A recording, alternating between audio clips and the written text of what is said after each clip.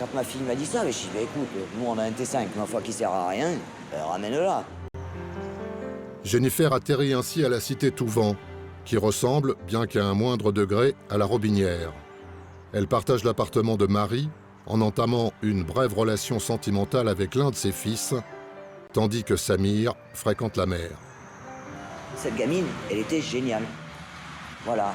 Bon, elle avait ses problèmes, elle avait des problèmes avec ses parents, etc. Ok. Mais à côté de ça, elle bougeait sans arrêt. Et moi, je l'ai vue faire le ménage en dansant.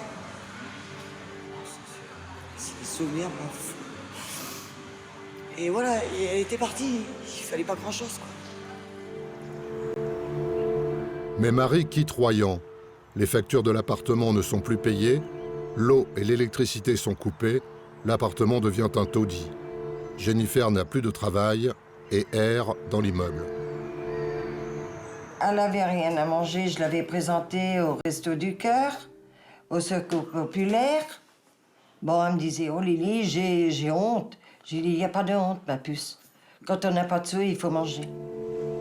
C'est à cette époque, chez Marie, que Samir rencontre Jennifer.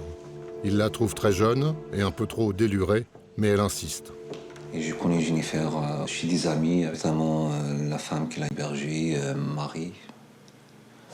J'ai connu Jennifer là-bas. C'était le moment qu'on était dans une séparation, un divorce avec mon ex-femme.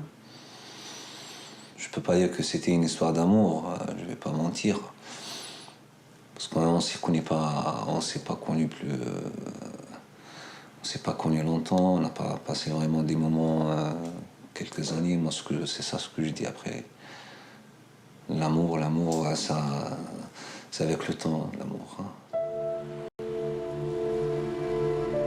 Samir ne change rien à ses habitudes.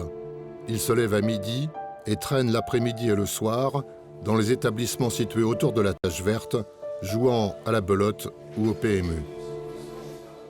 On ne peut pas savoir s'il a été quelqu'un frappé d'addiction vis-à-vis des jeux, mais ce qu'on sait quand même, c'est qu'il a perdu énormément d'argent à plusieurs reprises dans les casinos. Hein. Ce qui fait qu'il s'est trouvé dans des situations délicates et que quelquefois, il privilégiait même le jeu par rapport à la défunte, la victime, quand il avait gardé les clés et qu'il était en train de faire son PMU et qu'il a refusé de répondre ou de ramener les clés alors qu'elle était à la porte de chez elle.